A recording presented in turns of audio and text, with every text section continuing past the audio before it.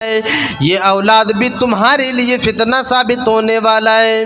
اسی طرح اللہ کے نبی صلی اللہ علیہ وسلم ایک حدیث کے اندر بیان فرماتے ہیں انما اموالکم و اولادکم فتنہ۔ اللہ کے نبی صلی اللہ علیہ وسلم ارشاد فرماتے ہیں ان لکل امت فتنہ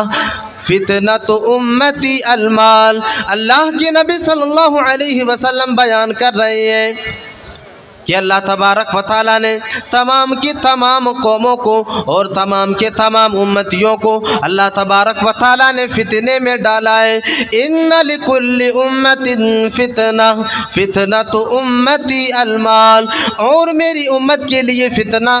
مال ہے، اور اللہ تبارک و تعالیٰ میری امتیوں کو مال کے ذریعے فتنے میں ڈالے گا۔ اللہ تبارک و تعالیٰ میری امتیوں کو اور مسلمانوں کو اللہ تبارک و تعالیٰ مال کے ذریعہ فتنے میں ڈالے گا۔ میرے عزیز ساتھیوں، ذرا اپنے سماج کے اوپر، ذرا اپنے معاشرے کے اوپر طاہرانہ نظر دوڑائیں، اپنے سماج کا جائزہ لینے کی کوشش کریں۔ آج کتنے ایسے انسان آپ کو دنیا کے اندر ملیں گے، کتنے ایسے لوگ آپ کو دنیا کے اندر ملیں گے جو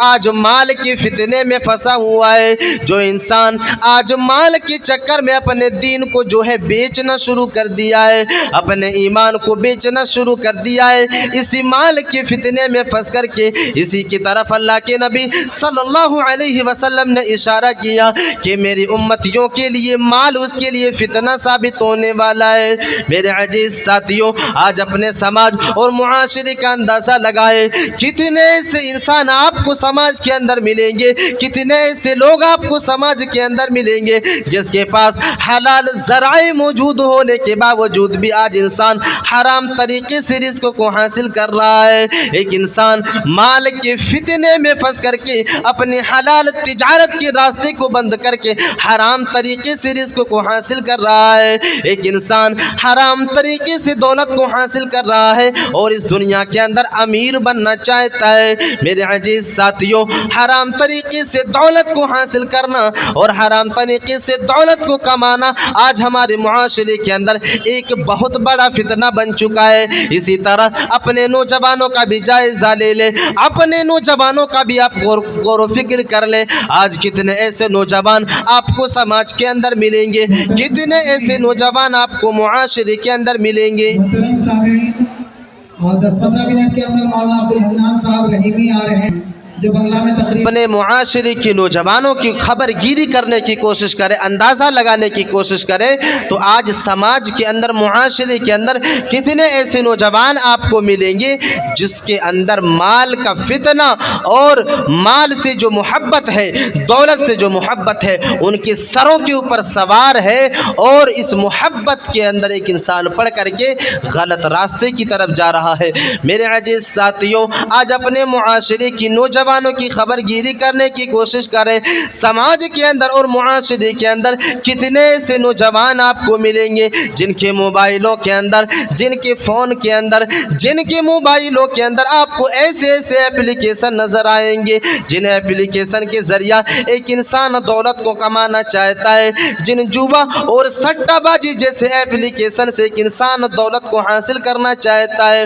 میرے عزیز ساتھیوں، آج ایک انسان اگر مال کی لالچ میں، دولت کی لالچ میں اگر جوا کھیلنے پر مجبور ہے تو آخر سب غور و فکر کریں، یہ مال ایک انسان کے لیے فتنہ نہیں تو اور کیا ہے۔ میرے عزیز ساتھیوں، آج اپنے معاشرے کی نوجوانوں کا اندازہ لگائیں، ان کے موبائلوں کے اندر ایسے ایسے ایپلیکیشن آپ کو نظر آئیں گے، ایسے ایسے ایپ نظر آئیں گے جس کے ذریعہ ایک انسان جوا کھیلتا ہے، جس کے ذریعہ ایک انسان سٹے بازی جیسے جراثیم کو انجام دیتا ہے اور حرام طریقے سے دولت کو حاصل کرنے کی کوشش کرتا ہے اور اس دنیا کے اندر امیر بننے کی کوشش کرتا ہے۔ میرے عزیز ساتھیوں، یہ تمہارے لیے غلط راستہ ہے۔ اللہ تبارک و تعالیٰ نے اس کا تذکرہ قرآن مجید کے اندر کر دیا ہے، یا ایھا الذین آمنوا انما الخمر والمیسر والانصاب والازلام۔ اللہ تبارک و تعالیٰ اس آیت کریمہ کے اندر اللہ تبارک و تعالیٰ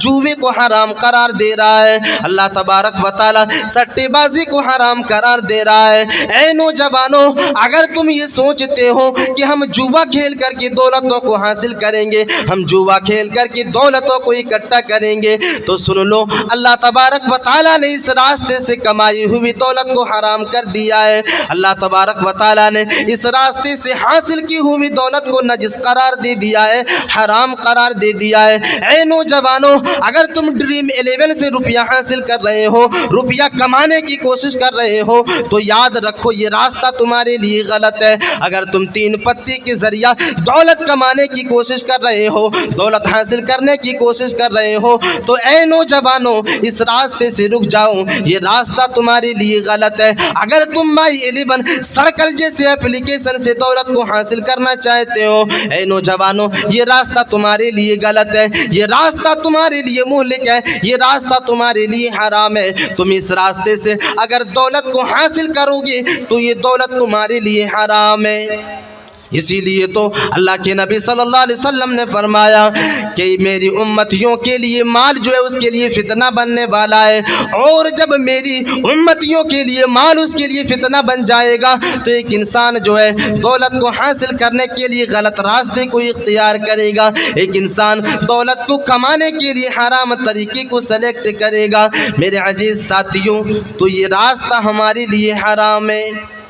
یہ راستہ جو ہے وہ ہمارے لیے نجس ہے, یہ راستہ ہمارے لیے حرام ہے. اگر ہم جوا جیسے اپلیکیشن سے دولت کو حاصل کرنا چاہتے ہیں, اور جوا جیسے اپلیکیشن سے, سٹے بازی جیسے اپلیکیشن سے اگر دولت کو اکٹھا کرنا چاہتے ہیں, تو یہ راستہ بھی ہمارے لیے حرام ہے, اور یہ راستہ بھی ہمارے لیے غلط راستہ ہے.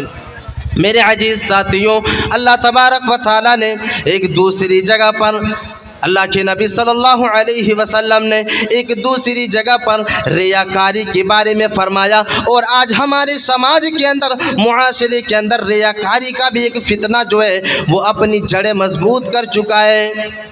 ریاکاری کا بھی ایک فتنہ آج ہمارے سماج اور معاشرے کے اندر اپنی جڑیں جو ہے وہ مضبوط کر چکی ہے, اور سماج اور معاشرے کے اندر یہ وبا جو ہے بڑی زور و شور کے ساتھ پھیل رہی ہے. ایک انسان ریاکاری کرتا ہے, اللہ تبارک و تعالیٰ کی خوشنودی کے لیے عمل کرنے کا دعویٰ کرتا ہے, لیکن ان کے دل کے اندر جو ہوتا ہے وہ لوگوں کو دکھانا مقصود ہوتا ہے, اور اسی چیز کا نام ریاکاری ہے. اگر ایک انسان نیک عمل کرتا ہے اور اس نیکی کے پیچھے اگر وہ انسان یہ سوچتا ہے کہ دنیا والے انسان مجھے نیک سمجھے, دنیا والے انسان مجھے متقی سمجھے, اگر ایک انسان 5 وقت کی نماز کو پڑھتا ہے اور نماز پڑھنے کے بعد اگر ایک انسان یہ سوچتا ہے کہ دنیا والے انسان مجھے نمازی سمجھے, اگر یہ سوچ کر کے ایک انسان نماز پڑھتا ہے تو گویا کہ یہ چیز ریاکاری ہے. اور ریاکاری کے فتنے کے بارے میں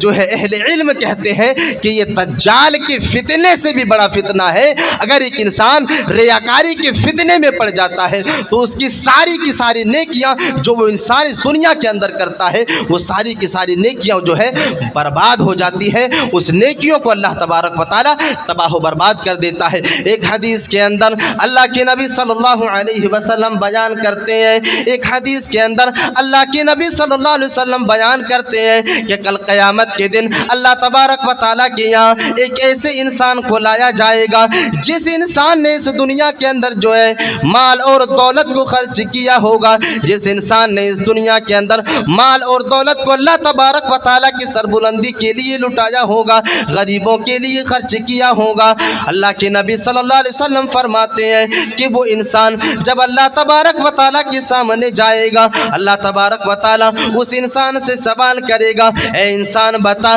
میں نے تو تجھے دنیا کے اندر امیر بنایا تھا, میں نے تو تجھے دنیا کے اندر غنی بنایا تھا, میں نے تو تجھے دنیا کے اندر سخی بنایا تھا, میں نے جو دولت تمہیں دنیا کے اندر عطا کیا تھا بتا ان دولتوں سے تم نے اسلام کے لیے کیا کیا, میرے لیے کیا کیا؟ وہ انسان جواب دے گا کہ پروردگار عالم, آپ نے مجھے دنیا کے اندر امیر بنایا تھا, غنی بنایا تھا, سخی بنایا تھا, مالدار بنایا تھا. پروردگار عالم, میں نے اپنی ساری सारी की सारी दौलत को, मैंने अपने सारी की सारी माल को दीन की सरबुलंदी के लिए लगा दिया, दीन के लिए लगा दिया। मेरे अजीज साथियों, अल्लाह तबारक व तआला उस इंसान से कहेगा कि कज़्ज़बता, तू झूठा है, तू झूठ बोल रहा है, तू झूठा है, तू झूठ बोल रहा है। दुनिया के अंदर तो तुमने माल को खर्च किया है, दुनिया के अंदर तो तुमने माल और दौलत को लुटाया है, लेकिन तुमने दौलत को दुनिया के अंदर इसलिए लुटाया था ताकि दुनिया वाले इंसान तुम्हें सखी समझे, ताकि दुनिया वाले इंसान तुम्हें अमीर समझे, ताकि दुनिया वाले इंसान तुम्हें मालदार समझे। ऐ इंसान, जिस चीज़ के लिए तुमने दुनिया के अंदर दौलत को खर्च किया, जिस चीज़ के लिए तुमने दुनिया के अंदर अपनी माल को खपाया था, जिस चीज़ के लिए तुमने दुनिया के अंदर अपनी दौलतों को लुटाया था, वो चीज़ तुम्हें दुनिया के अंदर मिल गया। जब तुमने दुनिया के अंदर अपनी दौलतों को लुटाया था तो दुनिया वाले इंसानों ने तुम्हें अमीर भी समझा, तुम्हें मालदार भी समझा, तुम्हें गनी भी समझा। जो चीज़ तुमने दुनिया के अंदर चाही वो चीज़ तुम्हें दुनिया के अंदर मिल गई। अब तुम्हारे लिए यहाँ कोई बदला नहीं है,